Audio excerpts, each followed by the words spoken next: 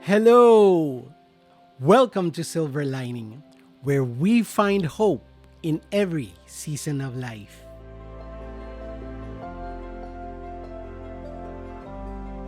Good morning po and good evening dyan sa Pinas at sa inyong lahat around the world. Welcome back to Silver Lining. Here, we reflect on life, faith, and the wisdom God gives us for the journey ahead. Ako po si Silver and I'm glad na kasama ko po kayo ngayong gabi.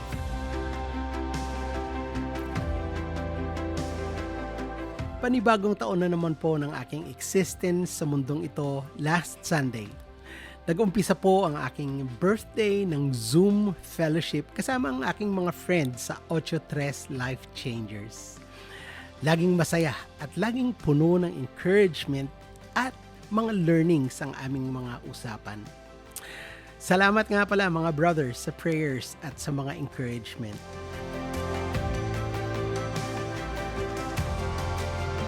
I was overwhelmed in a positive way dahil Sabado pa lang marami na ang bumati. Napakarami kong na-receive na greetings sa lahat ng mga social media platforms. Salamat po sa lahat po ng mga bumati.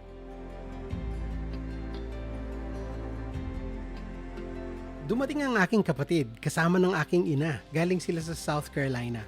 Nagdatingan rin ang aking mga pamilya dito sa Florida. Nagdala sila ng niluto nilang mga pagkain. Huwag na lang daw ako magluto dahil sila na ang bahala. Siyempre, nagpasalamat ako sa kanila. Hindi ko na kailangang maghanda at magluto. Malaking blessing na yan sa akin. We prayed together bago kami kumain at kinantahan ako ng happy birthday. Pagkatapos ng salo-salo, noong tahimik na ang bahay, bumalik ang isip ko sa tanong ng aking pamilya at mga kaibigan. May isang tanong na parehong tinanong ng mga ilan. Ito yung tanong. How does it feel to be 30? Sa umaga pa lang, tinanong na yon sa akin ni Pastor Ricky Quinto. Tapos, tinanong pa ng mga iba kong kaibigan. Tapos, tinanong din ako ng aking daughter-in-law. Ang sagot ko sa kanila, I think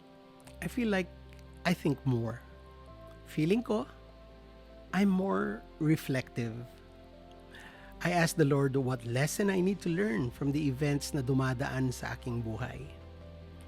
Feeling ko, tumatanda na ako. Dahil marami na akong nararamdaman na kailangan ko nang maging conscious sa aking health at mga kinakain. Feeling ko, mas mabagal na ako ngayon. Sa aking paghahanda nang isi-share ko sa inyo, maraming dumapo sa aking isip na maaring ibahagi sa inyo. But I was led to do this today. Binalikan ko ang question na yon sa aking quiet time.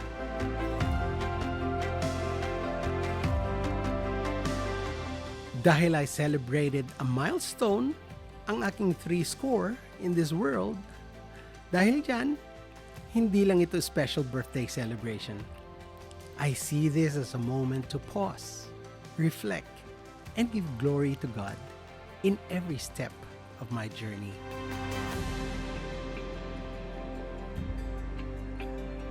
Napakabilis talaga ng panahon.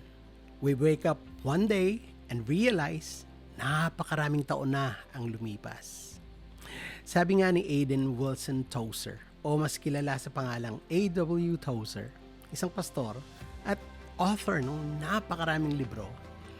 Sabi niya, if God gives you a few more years, remember, it is not yours. Your time must honor God. Your home must honor God. Your activity must honor God. And everything you do must honor God.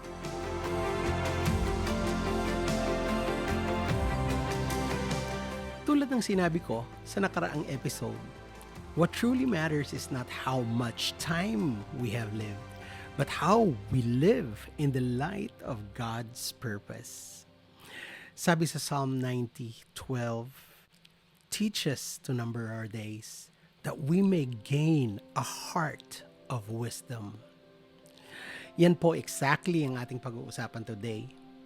Meron akong 3 bagay na gusto kong i-share sa inyo on how numbering our days with gratitude, faith, and eternal perspective brings wisdom and peace.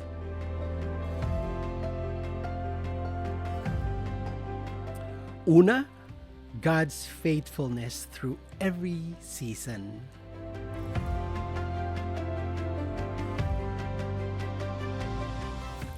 Looking back, nakikita ko kung paano gumalaw ang kamay ng Diyos sa aking buhay.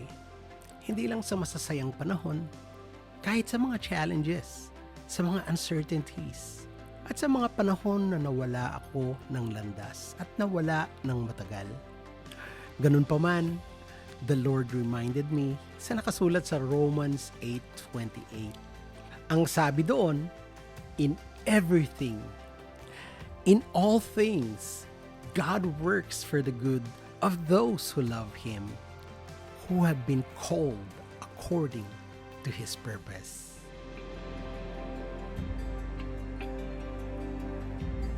Sometimes, we only understand God's plan in hindsight.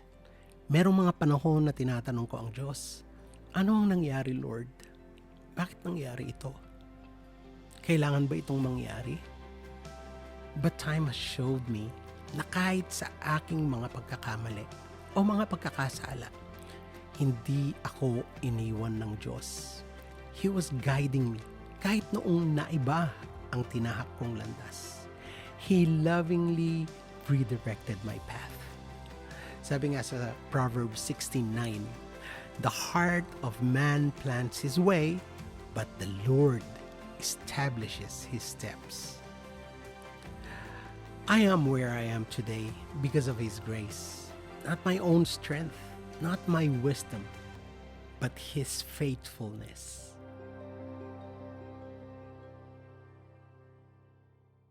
Pangalawa, the fragility of life and the promise of eternity.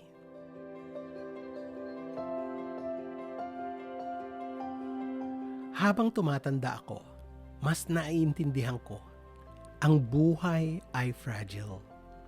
Ito ay marupok. Sa isang saglit, madaling mawala. Sa James 4:14, ito ang sabi, you do not know what tomorrow will bring. What is your life? You are a mist that appears for a little time and then vanishes.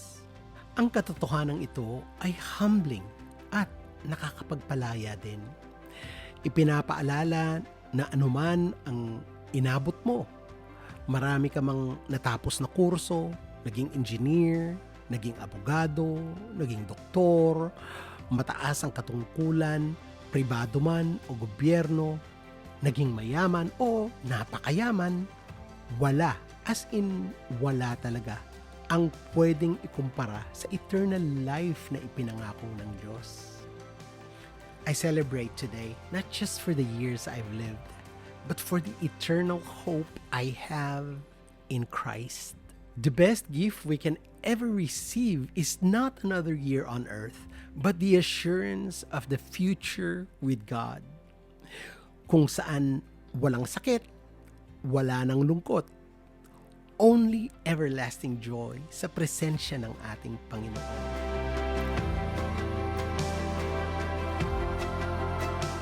Pangatlo, living by the power of the Holy Spirit.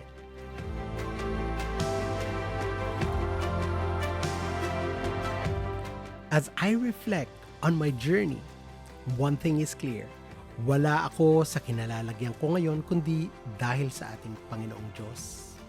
I have not come this far by my own strength. Zechariah 4:6 says, not by might, nor by power, but by my Spirit, says the Lord of hosts. Lahat ng aking accomplishments, lahat ng challenges na na-overcome, every moment of growth, it was all led by His Spirit working in me. Wala po akong magagawa sa sariling lakas. Lahat ay ginawang posible ng Diyos. Gumagalaw ang kamay ng Diyos sa aking buhay by the power of the Holy Spirit.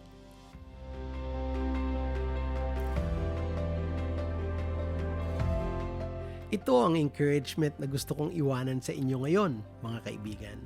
You don't have to rely on your own strength. Kung nanghihina ka, kung feeling mong nawawala ka ng landas, at mali ang direksyon na iyong sinusundan, kailangan malaman mo na ang Diyos ay gumagalaw sa buhay mo. Know that God is still working. Buksan mo ang iyong Biblia, kaibigan. Hanapin mo ang Philippians 1:6. Ito ang sinasabi sa iyo.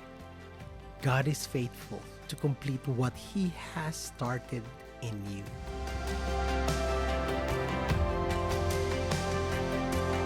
So, as I celebrate this milestone, my heart is full. Hindi lang dahil sa kabutihan ng Diyos sa aking nakaraan, ito'y dahil sa alam kong my tomorrow will be better than yesterday. Dahil sa darating pang mga inihanda ng Diyos sa aking future. Let us number our days wisely. Mamuhay tayong laging nagpapasalamat sa Diyos sa anumang blessing na ating matanggap. Let us live with gratitude. Let us live with purpose. Let us live with the hope of eternity in our hearts. At higit sa lahat, let us glorify God in every season of our lives. Thank you for joining me in this reflection. May the Lord bless you and keep you, and may we continue to walk this journey of faith together. To God be all the glory.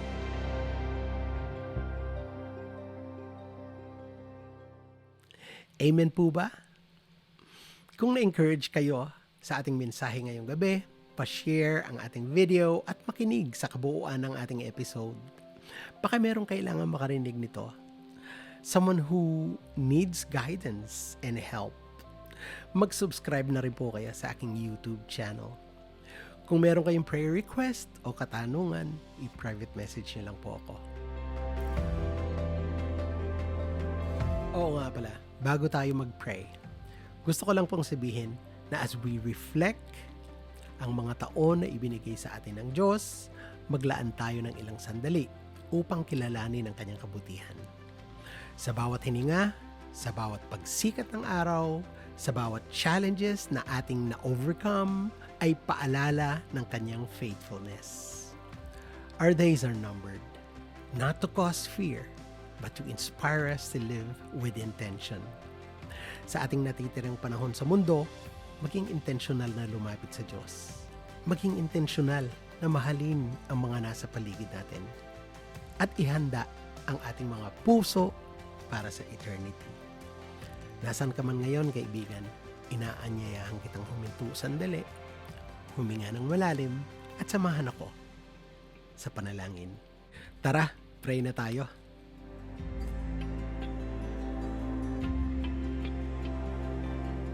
Heavenly Father, thank you for the precious gift of life at sa mga araw na itinakda mo para sa akin. As I reflect on the years you have given me, habang iniisip ko ang mga taon na ibinigay mo sa akin, naalala ko na ang oras ko sa mundong ito ay nasa iyong mga kamay. Turuan mo ako, Panginoon, na bilangin ang aking mga araw ng may wisdom, that I may live each moment with purpose, with love, and with devotion to you. Tulungan mo ako to walk in obedience, making the most of every opportunity to glorify you. Kapag nahaharap ako sa mga challenges, remind me that you are guiding my steps, turning even my struggles into victories for my good and for your glory. Naway manatiling matatag ang aking puso sa pananampalataya, laging nananabik sa iyong presensya at sa buhay na walang hanggan na iyong ipinangako. Salamat sa pagmamahal, Panginoon, ng aking pamilya, ng mga kaibigan. Salamat para sa mga lessons na aking natutunan and for the grace that sustains me daily. Ibinibigay ko ang aking kinabukasan sa iyong mga kamay. Nagtitiwala sa bawat araw na ibinibigay mo sa akin na meron na naman akong isang pagkakataon na maglingkod sa iyo ng may joy. Panginoon, may I finish this race well, living a legacy of faith and love for those who come after me. Keep my eyes fixed on eternity, where my true home is with you. Until that time, Lord, let me live fully, love deeply, and serve faithfully. I ask this in the name of my precious Lord and Savior, Jesus. Amen and amen.